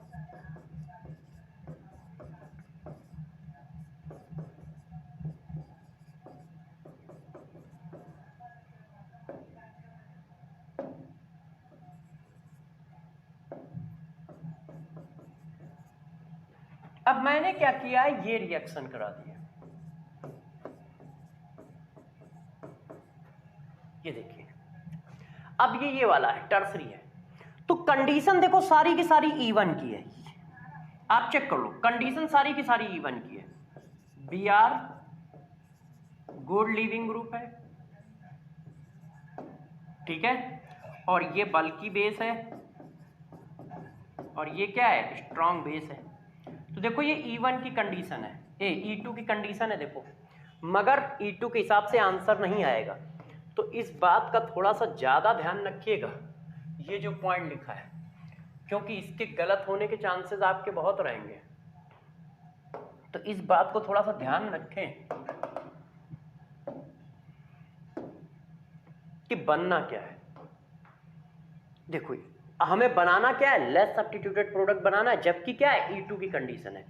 तो हम लेस सब्स्टिट्यूटेड प्रोडक्ट को मेजर प्रोडक्ट करेंगे ऐसे। तो ध्यान रखिएगा, ये केस जब कहीं आएगा तो गलती जरूर होगी आपसे। क्यों, उसमें आपकी गलती नहीं है, हम चिल्ला के बता रहे हैं कि गुड लीविंग ग्रुप होगा, स्ट्रॉन्ग बेस होगा तो मोर सब्स्टिट्यूटेड प्रोडक्ट बनेगा। इस केस में नहीं है, देखो क्यों, क्योंकि बल्की बेस है, ये वाला केस। तो यदि कहीं पर बल्की बेस आ जाए, बहुत बड़ा बेस आ जाए, तो वो क्या है, इधर पहुंच ही नहीं पाता है रिपल्सन की वजह से। तो स्टेरिक हिंड्रेंस की वजह से वो यहां का हाइड्रोजन निकालना प्रेफर करता है। क्यों, एक तो यहां पर भी सब्स्टिट्यूशन ज्यादा है और इसके पास भी सब्स्टिट्यूशन ज्यादा है, तो इलेक्ट्रॉनिक रिपल्सन होता है, बल्कि ग्रुप का रिपल्सन। तो वो क्या करता है, किनारे से हाइड्रोजन निकाल के चल देता है, और इसी वजह से लेस स्टेबल प्रोडक्ट जो होता है मेन प्रोडक्ट होता है, हाफमैन प्रोडक्ट देखो जिसको कहते हैं, ठीक है ना। तो इस बात को ध्यान रखोगे तो कर लोगे। अब आप कह रहे हो सर कर लेंगे, ऐसी क्या बात है। तो मैंने कहा चलो यार एक क्वेश्चन तुमसे पूछ ही डालते हैं, जब तुम सब कर ही लोगे तो।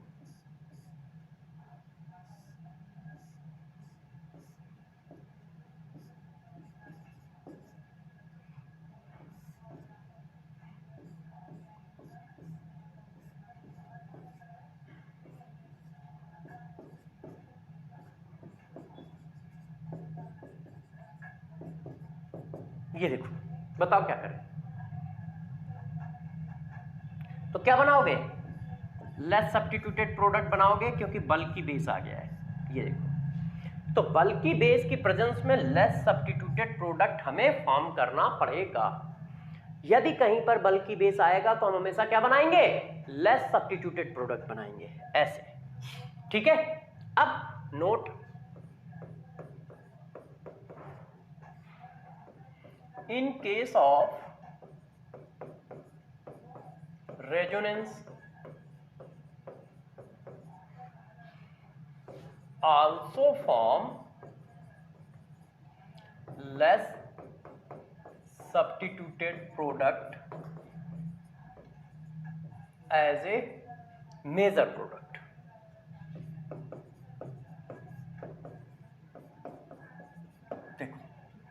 जैसे इस क्वेश्चन को हम लोग देखते हैं,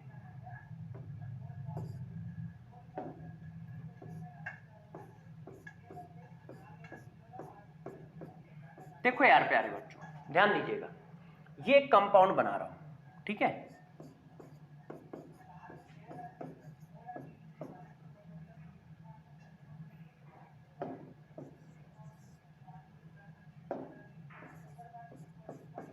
मैंने यहां पे Br लगाया और इसके बगल में ये देखो। अब बताओ यार कहां पर हमें फॉर्म करना चाहिए। मैंने डाल दिया अल्कोहलिक KOH, ठीक है। ये क्या है जरा चेक करो, गुड लीविंग ग्रुप है, और OHN क्या है, स्ट्रॉन्ग बेस है। तो क्या बनाना चाहिए, मोर सब्स्टिट्यूटेड प्रोडक्ट, मगर यहां पर क्या है, रेजोनेंस है।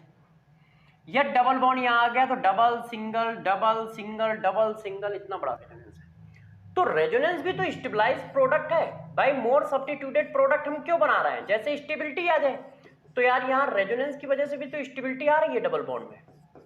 तो हम क्या बनाएंगे, हम लोग प्यारे बच्चों बनाएंगे मोर सब्स्टिट्यूटेड प्रोडक्ट ना बना के रेजोनेटिंग प्रोडक्ट बनाएंगे। ये देखो यहां पर भी हमने क्या किया है, रेजोनेंस स्टेबलाइज प्रोडक्ट फॉर्म किया है। तो मेजर प्रोडक्ट जो होगा वो कैसा बनाओगे, resonance stabilise, resonance stabilise stable product, जो रेजोनेंस से स्टेबल हो रहा। क्यों, क्योंकि रेजोनेंस से स्टेबल प्रोडक्ट ज्यादा अच्छा प्रोडक्ट होगा।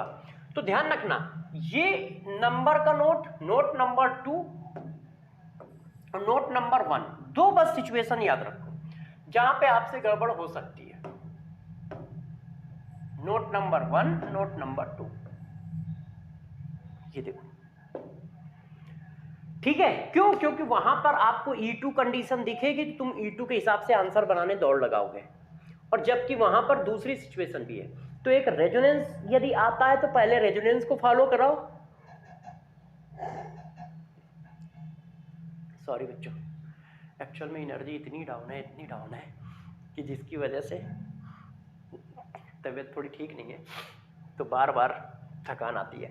तो जरा देखो बच्चों यार, रेजोनेंस स्टेबलाइज प्रोडक्ट बनाना है तो ध्यान रखना यदि कहीं रेजोनेंस है तो हम रेजोनेंस स्टेबलाइज प्रोडक्ट बनाएंगे, बल्कि प्रोडक्ट नहीं बनाएंगे, मतलब मैक्सिमम सब्स्टिट्यूटेड प्रोडक्ट नहीं बनाएंगे, रेजोनेंस स्टेबलाइज प्रोडक्ट बनाएंगे। तो यहां पर मैंने रेजोनेंस स्टेबलाइज प्रोडक्ट बनाया है, ये देखो, और यहां पर बल्कि बेस का केस है। तो इसका मतलब E1 E2 जो रिएक्शन है वो दो जगह पर आपको दिक्कत है। E2 रिएक्शन करते समय मोस्ट सब्स्टिट्यूटेड प्रोडक्ट हमेशा बनाओ, मगर दो जगह पे ध्यान रखना, जब बल्कि बेस आ जाएगा तो हम लेस सब्स्टिट्यूटेड प्रोडक्ट बना देंगे, ठीक है, और जब रेजोनेंस स्टेबलाइज प्रोडक्ट आ जाएगा तो भी हम लेस सब्स्टिट्यूटेड प्रोडक्ट बना देंगे। बल्कि बेस आ गया तो भी हम क्या करेंगे, तो भी बल्कि बेस आ गया तब भी मेरे दोस्तों मैं क्या करूंगा, लेस सब्स्टिट्यूटेड प्रोडक्ट बनाऊंगा, और रेजोनेंस स्टेबलाइजेशन आ रहा है तो भी लेस सब्स्टिट्यूटेड प्रोडक्ट बनाऊंगा, ठीक है, इस बात का ध्यान रखें, ठीक। और वो E1 CP तो अपना एक केस ही है, वो तो आप अपने आप पकड़ लोगे कि लेस सब्स्टिट्यूटेड प्रोडक्ट बनना है, ध्यान रखोगे। अच्छा, अब कहानी को और बढ़ा देते हैं, देखो कुछ और बातें भी बता देते हैं, ध्यान दीजिए। अब हम बात करते हैं elimination of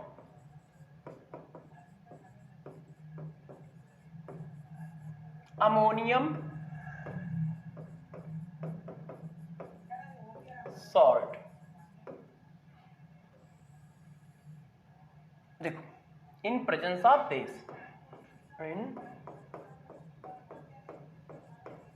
presence of base.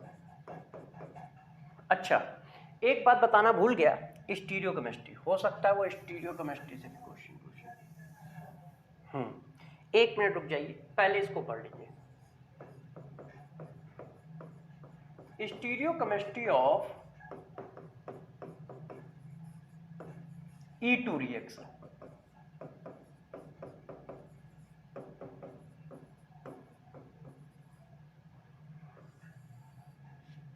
ये क्या है, देखो बच्चों, हमारे पास ये प्लेन है ऐसे, कार्बन यहां पे था, एक कार्बन यहां पे ऐसे, Br हमने ये लगाया, H ये लगाया, ये हमारा अल्फा कार्बन है, ये हमारा बीटा कार्बन है, ठीक है ना। और ये आपने एक बेस डाल दिया है OH नेगेटिव ऐसे। तो जो OH नेगेटिव होता है ऐसे, तो OH नेगेटिव ये वाला हाइड्रोजन निकालता है, हो सकता है इसके पास ज्यादा हाइड्रोजन हो, और ये वाला Br निकालता है। तो जरा इस बात को समझो, Br कैसा है, एक नीचे वाले प्लेन पे, OH ऊपर वाले प्लेन पे, मतलब जैसे ये बोर्ड प्लेन है तो Br अबव द बोर्ड है तो H बिलो द ब्लेड होगा, एक दूसरे के अपोजिट है। एक दूसरे के अपोजिट होने की वजह से ही इसको बोला जाता है एंटी एलिमिनेशन। अब प्रोडक्ट कैसा आएगा, ऐसे आएगा, इस तरह से, C डबल बॉन्ड C ऐसे, ये हमारा प्रोडक्ट आया। तो अब इस प्रोडक्ट में जरा गौर से देखो, H और Br एक दूसरे के कैसे हैं, अपोजिट है। एच और बी आर अपोजिट है, इसीलिए बोला जाता है ये एंटी इलिमिनेशन है। ये क्या है? एंटी इलिमिनेशन है। मतलब ये एंटी इलिमिनेशन रूल को फॉलो कर रहा है। मतलब एंटी इलिमिनेशन बोलो या अपोजिट इलिमिनेशन बोलो, इलिमिनेशन है। मतलब दोनों अलग अलग प्लेन पे होने चाहिए, या ट्रांस इलिमिनेशन बोलो।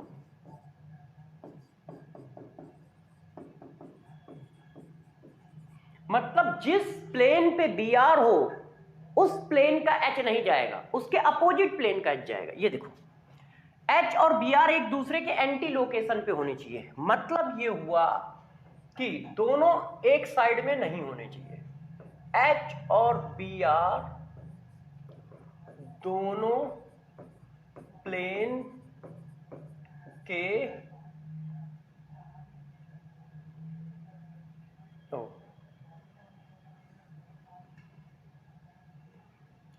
अपोजिट होने चाहिए। ये देखो, दोनों प्लेन के अपोजिट होने चाहिए, एक साइड एक साइड। इसको कहते हैं एंटी इलिमिनेशन। तो हम कौन सा ये निकालेंगे जो एंटी होगा। जैसे इस क्वेश्चन को जरा देखो, किसी ने मेरे को ऐसा क्वेश्चन दे दिया तो मैं क्या करूं, गौर से देखो। ये बनाया बी आर, ये देखो ये बनाया बी आर है, और यहां पर दो बातें हैं, ऐसा बनाया एच और ऐसा बनाया डी। ये देखो ऐसे। अब बताओ हमें क्या करना चाहिए, डी हटाना चाहिए कि एच हटाना चाहिए? दोनों हट सकते हैं। तो जब हम यहां का ये हटाएंगे बी आर, तो बी आर के अपोजिट में कौन है? बी आर के अपोजिट में ये है एच, डी थोड़ी ना है। बी आर क्या है? Veg line. वेज लाइन का मतलब above the plane, dotted line का मतलब बिलो द प्लेन, अपोजिट है। तो इसका मतलब जब आप बेस डालोगे तो हम इसको हटाएंगे और ऐसा आंसर बनाएंगे, और डी बचेगा ऐसे। ठीक है, डी बचेगा इस तरह से। इस बात को थोड़ा सा और बता देता हूं। जैसे इस क्वेश्चन को देखो,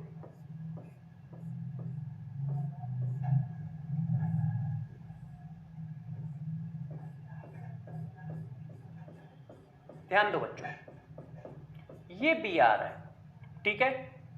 अब ये CH3 है। अब मैंने कहा कि बताओ क्या प्रोडक्ट बनना चाहिए, आंसर। तो कौन सा प्रोडक्ट आप बनाओगे? तो मेरे प्यारे बच्चों, आप ये प्रोडक्ट बनाओगे, ये। तो बच्चों ने कहा सर ये कैसे बना दिया आपने, है कि नहीं भाई, ये कैसे बना दिया आपने, बताइए। तो मैंने कहा यार ये इस तरह से बना दिया। बी आर कहां है? बी आर कहां है? वेज फॉर्म में। यदि CH3 डॉटेड है तो हाइड्रोजन क्या होगा? वेज। क्यों?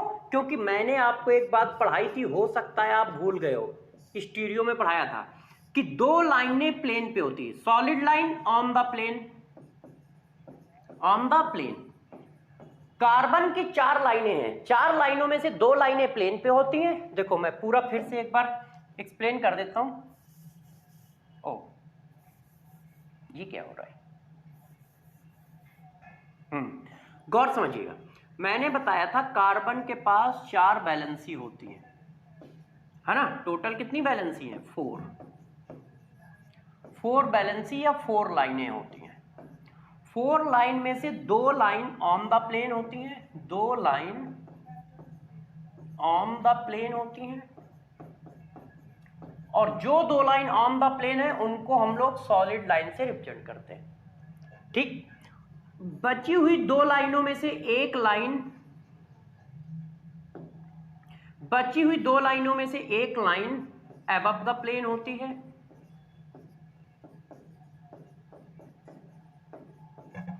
उसको हम लोग वेज लाइन से डिफाइन करते हैं, ऐसे ऐसे रिप्रेजेंट करते हैं। और एक लाइन बिलो द प्लेन होती है, उसको हम लोग डॉटेड से रिप्रेजेंट करते हैं ऐसे। अब मेरे दोस्त बताओ, सॉलिड वाली लाइन तो दिख रही है ना आपको, जब इसमें सॉलिड वाली लाइन दिख रही है तो बची हुई दो लाइनें कौन होंगी? एक होगी ये और एक होगी ये, और दोनों ही हाइड्रोजन है। भाई बची हुई लाइन में हाइड्रोजन ही तो लगाना है ऐसे, तो इसका एंटी हाइड्रोजन निकलेगा ना, एंटी हाइड्रोजन एलिमिनेट होगा। अब बताओ इसका एंटी हाइड्रोजन कौन है? इसका एंटी हाइड्रोजन ये थोड़ी ना है। यदि ये डॉटेड पे चला गया तो यहां पे जो हाइड्रोजन बच रहा होगा वो वेज पे जाएगा ना, बात समझ रहे हो? यदि ये डॉटेड पे चला गया मेरे दोस्त तो बचा हुआ हाइड्रोजन वेज पे जाएगा। देखो ये तो ये और ये सेम प्लेन पे होगा। एंटी कहां है? एंटी कौन है? ये वाला हाइड्रोजन एंटी है, ये एंटी है। तो फिर ये निकलेगा ना, क्योंकि एंटी एलिमिनेशन होना चाहिए। ध्यान रखिएगा, maximum substituted product with anti elimination होता है। वहां पर हम लोगों ने स्टीरियो बनाया नहीं, तो स्टीरियो पे फोकस नहीं किया। तो देखना ये जो होता है विद, देखो anti elimination with substitution, maximum substitution चाहिए, दोनों कंडीशन है। Anti elimination with maximum substituted product, ये रूल है। मगर उसमें से ये वाली कंडीशन नेसेसरी कंडीशन है, ध्यान रखिएगा। इसको हम छोड़ नहीं सकते, उसको छोड़ सकते हैं। ऐसा पॉसिबल है कि तुम लेस सब्स्टिट्यूटेड प्रोडक्ट बना लो, मगर ऐसा पॉसिबल नहीं है कि तुम एंटी वाला ना बनाओ, सिस वाला बनाओ। एंटी एलिमिनेशन नेसेसरी कंडीशन है और लेस सब्स्टिट्यूटेड या मैक्सिमम सब्स्टिट्यूटेड नेसेसरी कंडीशन नहीं है। वो ऐसा है कि एंटी होते होते हमें मैक्सिमम सब्स्टिट्यूटेड प्रोडक्ट मिल जाए, सो गुड, बहुत अच्छी बात है। मगर ऐसा नहीं है कि मैक्सिमम सब्स्टिट्यूटेड प्रोडक्ट होते हुए एंटी चाहिए, एंटी पहले चाहिए, मैक्सिमम सब्स्टिट्यूटेड प्रोडक्ट बाद में चाहिए। तो अभी तक हम लोगों ने इस तरह के प्लेन दिखाए नहीं थे, तो हम ये सब सपोज करके चल रहे थे कि सब एंटी पे है और मैक्सिमम सब्स्टिट्यूटेड प्रोडक्ट बनाते चले जा रहे थे। मगर जब वो स्टीरियोकेमिस्ट्री दिखाएगा तो फिर हमें ये देख के पता लगाना पड़ेगा क्या करें, जैसे यहां पर उसने दिखाई है, ठीक है ना। तो हम लोगों ने उसके हिसाब से इस बात को बताया है। अब बताते हैं और जरा देखो, अब क्या कह रहा था? एलिमिनेशन ऑफ अमोनियम सॉल्ट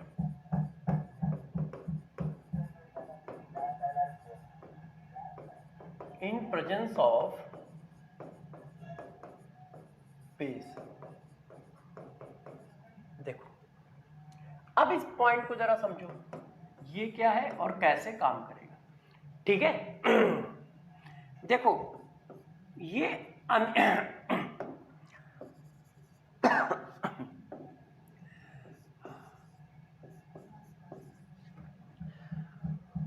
देखो प्यारे बच्चों, यहां पर मैंने क्या किया, सारे हाइड्रोजन को एल्केन से चेंज कर दिया, ऐसे ऐसे सारे हाइड्रोजन को इस तरह का बना लिया अमोनियम सॉल्ट। इसको कहते हैं अमोनियम सॉल्ट।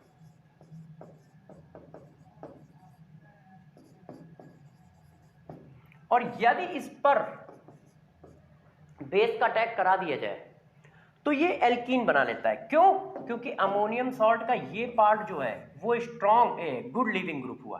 कोई भी पार्ट ये क्या हो गया, गुड लिविंग ग्रुप हो गया, क्योंकि ये न्यूट्रल आएगा ना बाहर, तो ये वाला एल्कीन बना लेगा ऐसे, ये वाला किसमें कन्वर्ट हो गया, एल्कीन में, और ये बाहर आ गया, और ये न्यूट्रल है इसलिए गुड लिविंग ग्रुप है। ये देखो ऐसे। इस बात को थोड़ा समझाने के लिए क्वेश्चन देता हूं तो आपको समझ में आएगा कि मैं कह क्या रहा हूं। जैसे ये देखो, किसी ने ये क्वेश्चन लिखा, डरना नहीं, बच्चे देख के इसको डर जाते हैं, उनको लगता है यार पता नहीं क्या लिखा है, कैसे बनाएंगे। ये देखो,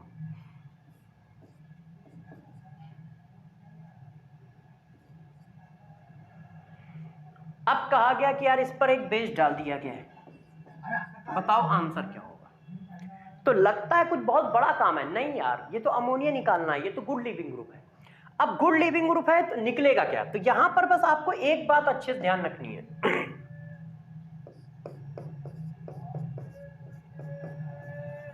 ऑलवेज फॉर्म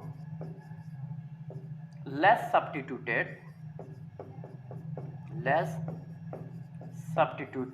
एल्कीन। हमेशा आपको लेस सब्स्टिट्यूटेड एल्कीन बनानी है। तो अब यार ये तो एल्कीन बना ही नहीं सकते, या तो ये बना सकता है या ये बना सकता है। इसमें कम सब्स्टिट्यूशन किस पर है? इस पर। तो ये कैसा होगा? ये ऐसे लीप कर जाएगा और इस पर एल्कीन बन जाएगा ऐसे, और वो अपना ऐसे लीप कर गया। ये देखो,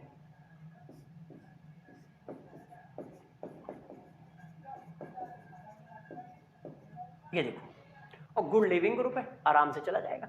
ये ऐसे लीप कर जाएगा, बेस यहां के प्रोटॉन को अटैक करेगा और बस डबल बॉन्ड बना लेगा। तो यदि कहीं अमोनियम सॉल्ट पे बेस डाला जाए तो ध्यान रखना लेस सब्स्टिट्यूटेड प्रोडक्ट का एल्कीन बनता है। और ये देख के मत डरना, बच्चे इसके ग्रुप को देख के डर जाते हैं कि पता नहीं क्या क्या लगा रखा है। ये तो बहुत फर्जी क्वेश्चन है। क्यों? एक तो लेस सब्स्टिट्यूटेड एल्कीन बनाना है, दूसरी बात जिसको लीव कराना है वो बेस्ट लीविंग ग्रुप है, कोई डरने की बात नहीं है। आप जो लीव करा रहे हो वो बेस्ट लीविंग ग्रुप है। जैसे लीव करा दोगे न्यूट्रल मॉलिक्यूल निकल रहा है, न्यूट्रल मॉलिक्यूल तो बेस्ट लीविंग ग्रुप होते हैं। अब जरा देखो यार, अब बात करते हैं इवन एलिमिनेशन की। इवन एलिमिनेशन कैसे होगा? तो जरा देखो, इवन एलिमिनेशन का एग्जांपल है dehydration of alcohol. Dehydration of alcohol in presence of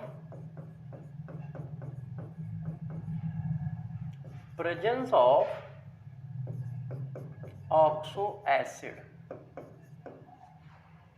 alcohol का डिहाइड्रेशन कराना है, मगर अल्कोहल का डिहाइड्रेशन हमेशा ध्यान रखना कि जो हमें एसिड चाहिए वो कौन है।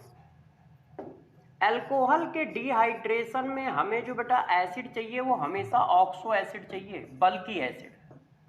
मतलब आपको इस तरह के एसिड की जरूरत लगेगी, H2SO4, H3PO4, H3ASO4, ऐसे एसिड। ये एसिड एलिमिनेशन रखते हैं। हैलोजन एसिड मत डाल देना, हैलोजन एसिड नहीं डालना है, वो सब्स्टिट्यूशन करते हैं, ध्यान रखिएगा। ये रिएक्शन नहीं करेंगे। तो हमें ऑक्सो एसिड की प्रेजेंस में डिहाइड्रेशन करना है। कैसे करना है जरा देखो, अपने आप आपको समझ में आ जाएगा। जैसे ये है,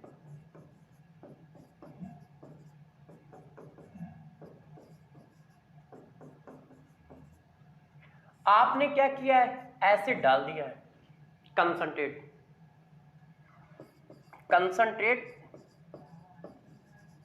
ऑक्सो एसिड लिया है। अब बताओ एसिड डालोगे तो क्या होगा?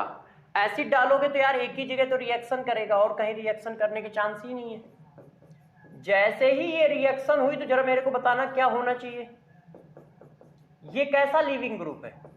वाटर बन गया ना। वाटर कैसा होता है? न्यूट्रल मॉलिक्यूल कैसे होते हैं? बेस्ट लीविंग ग्रुप होते। तो ये तुरंत क्या करेगा? वाटर को हटा देगा ऐसे। ये देखो, आपने प्रोटॉन डाला तो बचा क्या? सपोज करो H2SO4 ले रहे हो, तो H2SO4 ले रहे हो तो प्रोटॉन डाल दिया और बचा क्या? ये। और ये क्या है? ये तो यार रेजोनेंस स्टेबलाइज है, बहुत पुअर बेस है। ये देखो, इसमें इतना सारा तो रेजोनेंस है। तो ये क्या है? ये सब पुअर बेस है। यदि इनके बेसिक कैरेक्टर की बात करो तो बहुत पुअर है। तो ये प्रोटॉन डालने के बाद खड़े रहते हैं, ये कहते हैं यार अभी हम हाइड्रोजन निकाल ही नहीं पाएंगे। तो वाटर निकल जाता है, क्योंकि वाटर बेस्ट लिविंग ग्रुप हुआ, कार्बोकैटायन बन गया। और यदि ये ऐसा हो रहा है तो ये इवन मैकेनिज्म हो गई ना, है कि नहीं? अब कार्बोकैटायन की अपनी प्रॉपर्टी है कि वो रीअरेंज होता है, तो भाई इसका रीअरेंजमेंट करा लो। ऐसे रीअरेंज हो गया। ये देखो, अब रीअरेंज कैसे होता है जरा देखो। यदि यहां से कुछ जाएगा तब प्लस यहां आएगा। प्लस कब कब आएगा जरा देखो, नोट, इधर लिख देता हूं, नोट प्लस बीटा पर आना है, प्लस देखो बीटा पर आएगा, रुक जाओ एक मिनट, प्लस को हम क्या कर रहे हैं, बीटा से एक कर रहे हैं, तो प्लस चार्ज जो होगा एक्सचेंज होगा, एक्सचेंज होगा किससे किससे भाई, तुम हाइड्रोजन से एक्सचेंज कर सकते हो, मिथाइल से कर सकते हो, फिनाइल से कर सकते हो, किसी से भी कर सकते हो, बस अगल बगल। अब बताओ हम क्या ले जाए, हम हाइड्रोजन इधर ले जाएंगे तो प्लस इधर आ जाएगा, तो क्या बनेगा, टर्सरी। यदि हम मिथाइल इधर ले जाएंगे और हाइड्रोजन इधर लाएंगे तो क्या बनेगा, सेकेंडरी। तुम क्या बनाना पसंद करोगे, जरा इस बात को समझो। किसी ने क्या किया, हाइड्रोजन यहां से हटाया, ठीक है, और प्लस यहां ले आया, प्लस यहां ले आया और हाइड्रोजन यहां आ गया, तो क्या बनना है, कार्बोकैटायन, सेकेंडरी। किसी ने कहा नहीं यार हमें इस पे वजह नहीं आ रहा है, हम ये नहीं करेंगे, हम ये करेंगे, हम CH3 को इधर लाएंगे, H को नहीं, वो H को यहीं रख रहा है, वो क्या कर रहा है, कह रहा है हम CH3 को इधर लाएंगे, ओ CH3 को हटा दिया और CH3 को यहां ले आया और प्लस को यहां ले आया, तो जरा बताओ अब क्या है, सेकेंडरी। तो क्या तुम सेकेंडरी बनाना पसंद करोगे, सेकेंडरी से सेकेंडरी स्टेबिलिटी गेन करना पसंद करोगे ना, तो किसको रिप्लेस कराओगे, तो तुम्हारी मंशा होगी ना कि यार हम किसको रिप्लेस कराएं, मतलब किसको चेंज करना चाहोगे, तो तुम कहोगे हम लोग चेंज करेंगे किसको, हाइड्रोजन को। तो बेटा किसको चेंज करना पसंद करोगे, हाइड्रोजन को। तो जब तुम हाइड्रोजन को चेंज करना पसंद कर रहे हो और हाइड्रोजन चेंज किया है तो लिख दो। तो लिखते कैसे हैं, कहां पे, इसको 1 माना, इसको 2 माना, तो क्या किया, 1,2 हाइड्राइड शिफ्टिंग, 1,2 हाइड्राइड शिफ्टिंग, इसको नाम दे देते हैं 1,2 हाइड्राइड शिफ्टिंग। क्यों कि या अगल बगल जा रहे हो ना, अगल बगल की पोजीशन के क्या नाम होंगे, 1,2 होंगे, एक को 1 कहोगे दूसरे को 2 कहोगे, है कि नहीं, तो 1,2 हाइड्राइड शिफ्टिंग हो गया। तो 1,2 हाइड्राइड शिफ्टिंग से क्या आ गया, टर्सरी कार्बोकैटायन आ गया। अब टर्सरी कार्बोकैटायन में आप एलिमिनेशन करा लो, नेक्स्ट पेज पे चलते हैं। टर्सरी कार्बोकैटायन आ गया, अब इस टर्सरी कार्बोकैटायन पे क्या कराओगे, एलिमिनेशन करा लो। एलिमिनेशन कहां होता है, जहां पर प्लस है उसके अगल बगल कार्बन से आप हाइड्रोजन निकाल दो, यहां से निकाल दिया तो ये आ गया, है कि नहीं बच्चों, ऐसे। अब अगल बगल कार्बन में कौन है, ये, इससे निकाल दो, तो जब आप इससे निकालोगे तो ये आ जाएगा, चेक करो ऐसे। अब किसी बच्चे ने कहा सर बगल में ये भी तो है, इससे निकाल दो, बिल्कुल निकाल दो, यही वाला प्रोडक्ट फिर से आ जाएगा। तो एक ही प्रोडक्ट को 2 बार क्यों लिखेंगे, ठीक है। मेजर कौन, more substituted product, major product. देखो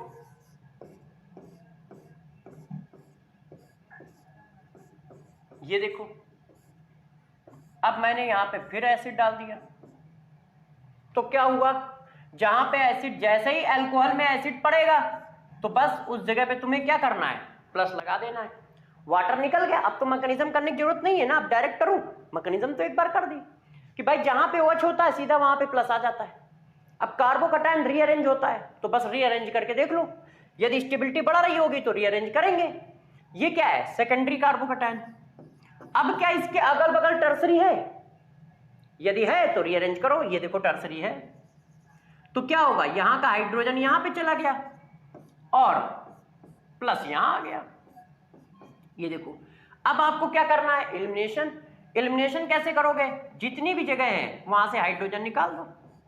तो एक तो ये है, जितनी भी अगल बगल जगह है, एक ये है भाई, ये बगल है, ये है, ये है, ये सब बीटा ही तो है, और इन सभी जगहों से हाइड्रोजन निकलेगा, और एक ये है। तो ये देखो पॉसिबल प्रोडक्ट आ गए। इसमें जो ज्यादा सब्स्टिट्यूशन वाला हो वो मेजर कर दो, ये ज्यादा सब्स्टिट्यूशन वाला है, ये मेजर कर दिया। बात समझ रहे हो, हमने कहां से निकाला भाई, हमने यहां देखा, यहां से निकल सकता है, निकाल दिया, यहां से निकल सकता है, निकाल दिया, यहां, क्योंकि प्लस यहां पर है ना, और प्लस के अगल बगल निकालना है। यहां से चाहो यहां से भी निकाल सकते हो, पॉसिबल प्रोडक्ट में तो ये भी आएगा भाई, ये भी तो कार्बोकैटायन है, तो ये भी तो निकाल सकता है। कर रहे हो ना बच्चों ने कहा सर एक क्वेश्चन और बता दो। तो देखो यार, इस क्वेश्चन का आंसर बताओ। चलो अगले पेज में करते हैं। देखो नेक्स्ट नंबर पेज, बात समझ लो कैसे करना है। रीअरेंज होगा, कार्बोकैटायन में बनेगा और जितने पॉसिबल कार्बोकैटायन है सब बताना है। ये क्या है, इवन मैकेनिज्म है। आप पहले क्या करते हो, कार्बोकैटायन बनाते हो, फिर एलिमिनेशन करके एल्कीन बनाते हो। पहले कार्बोकैटायन बनाते हो, फिर एलिमिनेशन करके एल्कीन बनाते हो। अच्छा हाँ, चाहो तो एक बात यहां और लिख लो, मैंने उस बात को फोकस नहीं कराया है। ये पूरी रिएक्शन इक्विलिब्रियम पे होती है, ये पूरी रिएक्शन इक्विलिब्रियम पे, ऐसे पूरी रिएक्शन इक्विलिब्रियम पे, ये देखो ठीक है। अब यार और बताते हैं। अब देखो रिंग एक्सपेंशन कैसे होगा, रिंग एक्सपेंशन। यदि कहीं रिंग एक्सपेंशन होगा तो कैसे होगा, तो जरा समझो। यदि कहीं ऐसी सिचुएशन आ जाए तो रिंग एक्सपेंशन होता है, मतलब रिंग के जस्ट बगल के कार्बन पे प्लस आ जाए, ये कंडीशन आ जाए तो रिंग एक्सपेंशन होगा। बस ध्यान रखना, सबसे पहले तो कंडीशन पकड़ो कि कब हमें रिंग का एक्सपेंशन करना है। क्या, रिंग के जस्ट बगल में कार्बोकैटायन आ जाए तो रिंग एक्सपेंशन करना है। करना कैसे है, यदि हमारे पास 3 मेंबर की रिंग है तो वो कन्वर्ट हो जाएगी 4 मेंबर में। 4 मेंबर की रिंग है तो वो कन्वर्ट हो जाएगी 5th मेंबर में, एक बढ़ेगा। और 5th मेंबर की है तो वो कन्वर्ट हो जाएगी 5 मेंबर में,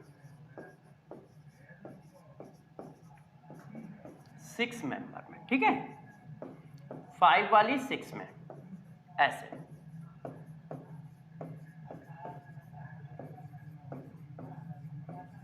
ये कन्वर्ट करना है, ऐसे करना है। कैसे होगा वो बात सिखाता हूं। 6 वाली कन्वर्ट नहीं होगी, 6 को मत कन्वर्ट करना।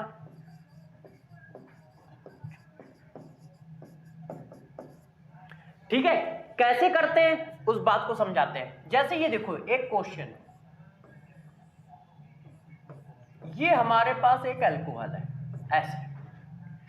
अब पूछा जा रहा है कि यार इसमें प्रोटॉन डाल दिया है, बताओ आंसर क्या होगा। तो भाई जहां पर प्लस बना है वहां पे क्या आ गया, कार्बोकैटायन आ गया, ऐसे। ठीक है कि नहीं। अब जरा बताओ, रिंग के जस्ट बगल में हमारे पास कार्बोकैटायन है, ये रिंग है, रिंग के बगल वाले कार्बन पे प्लस है तो रिंग एक्सपेंड होगी। अब कैसे होगी, बस जरा गौर से कॉन्सेप्ट को समझ लो। करना कुछ नहीं है, जहां पर प्लस लगा है, जहां पर प्लस लगा है वहां से बस काउंटिंग कर लो। कैसे काउंटिंग, ये देखो यहां से प्लस लगा है, यहां पे 1 2 3 4 5, चाहे जैसी काउंटिंग करो, चाहे ऐसे आके चले जाओ चाहे वैसे आके चले जाओ, कोई फर्क नहीं पड़ता है। अब क्या करो, रिंग एक नंबर बड़ी बना लो। 4 मेंबर की रिंग थी, 5 मेंबर की रिंग बना लो एक अपने हिसाब से। जहां पे प्लस लगा है वहां से नंबरिंग कर लो। 4 मेंबर की रिंग थी, 5 मेंबर की एक रिंग बना लो। क्यों, क्योंकि 4 किस में कन्वर्ट होती है, 5 में। ऐसे ऐसे कन्वर्जन है ना। तो एक मेंबर की रिंग बना लो। अब इसमें नंबर डाल दो अपने हिसाब से, इसमें फिर से नंबर डाल दो 1 2 3 4, चाहे जहां से डाल दो। अब कॉन्सेप्ट समझो, जो जिस नंबर पे लगा है उस नंबर पे उसको लगा दो। अब कॉन्सेप्ट पे फोकस करो, जो जिस नंबर पे लगा है उस नंबर पे उस पे लगा दो। क्या लगा है, 4 पे क्या लगा है, CH3 लगा दिया। 1 पे क्या लगा है, यदि 1 पे देखो तो CH3 लगा दिया। ठीक है, क्या हुआ, जहां से प्लस है वहां से नंबर डाल दो। जितने मेंबर की रिंग का क्वेश्चन चल रहा है उससे एक रिंग बढ़ा लो, उस पे भी नंबर डाल दो, चाहे जैसे डालो। और जो जिस नंबर पे लगा है उसको क्या करो, जो जिस नंबर पे लगा है उसको लगा दो। और प्लस चार्ज कहां लगाओ, सेकंड पे। प्लस चार्ज हमेशा कैसे लगाओ, सेकंड पे। सेकंड पे प्लस चार्ज लगा दो, सेकंड पे क्या करो, प्लस चार्ज लगा दो। ऐसा क्यों कह रहा हूं, ऐसा ऐसे इसलिए कह रहा हूं कि ऐसे होता है, रिंग का एक्सपेंशन ऐसे होता है, ये ऐसे ऐसे। तो सेकंड पे प्लस आया, अब ये सेकेंडरी कार्बोकैटायन आ गया। अब इसको रीअरेंज कर लो। क्यों? क्योंकि सेकेंडरी है ना, और जब सेकेंडरी कार्बोकैटायन होगा तो तुम्हारा मन होगा ना उसको टर्सरी बनाने का, तो बगल में टर्सरी है, टर्सरी बन गया। अब एलिमिनेशन कर लो, जहां जहां से पॉसिबल है वहां वहां से एलिमिनेशन कर लो। तो एक तो ये पॉसिबल है, एक क्या पॉसिबल है,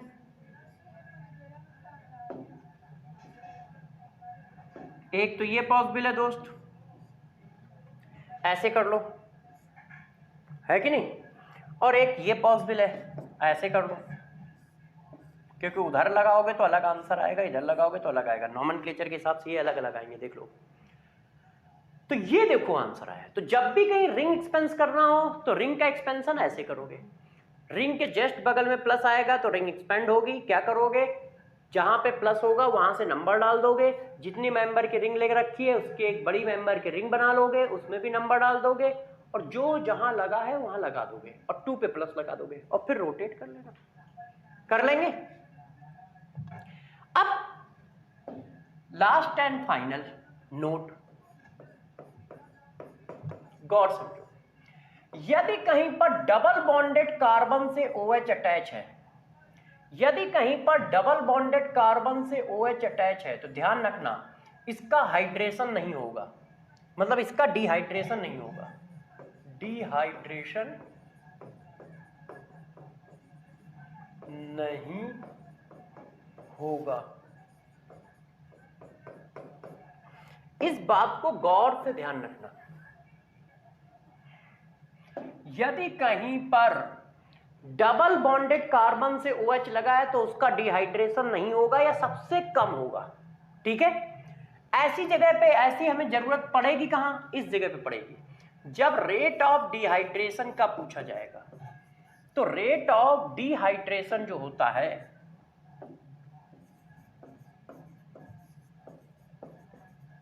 कि कौन सबसे पहले पानी निकालेगा, वो स्टेबिलिटी ऑफ कार्बोकैटायन के डायरेक्टली प्रोपोर्शनल होता है।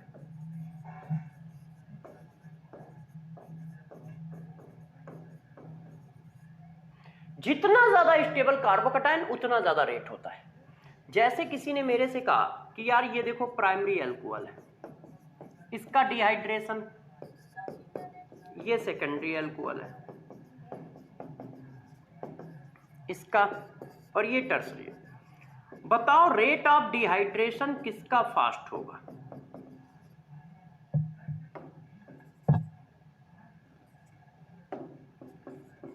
बताइए, अरेंज करिए। तो सबसे ज्यादा स्टेबल कार्बोकैटायन किसका आएगा? ये टर्सरी कार्बोकैटायन, जहां पर भाई क्या है, जहां पर OH है वहीं पे तो प्लस बनाओगे, तो प्लस यहां बनाओगे, प्लस यहां बनाओगे, प्लस यहां बनाओगे। तो ये क्या है, टर्सरी, ये क्या है, सेकेंडरी, ये क्या है, तो टर्सरी कार्बोकैटायन क्या होगा, सबसे ज्यादा स्टेबल होगा, फिर सेकेंडरी, फिर प्राइमरी, ठीक है ना। इस तरह से कर लोगे। अब इसी क्वेश्चन को ऐसे कर दें, देखो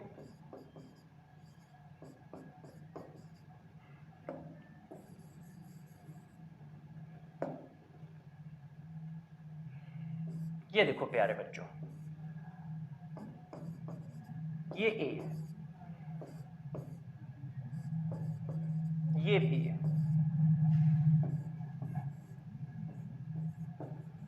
ये C है। अब बताओ ऑर्डर क्या होगा? तो देखो ऑर्डर क्या होगा, सबसे पहले आएगा C, फिर B, फिर A। क्यों?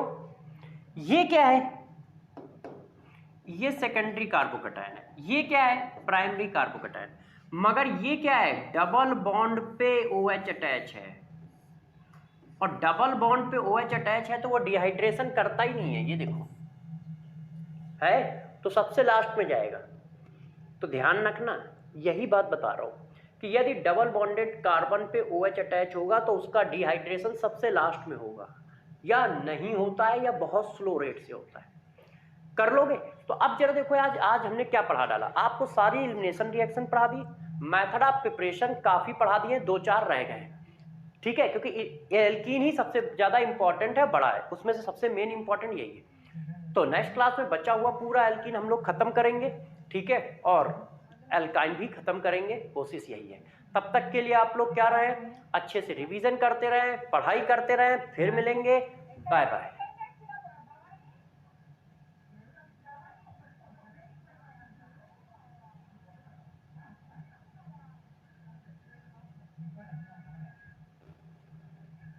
केमिस्ट्री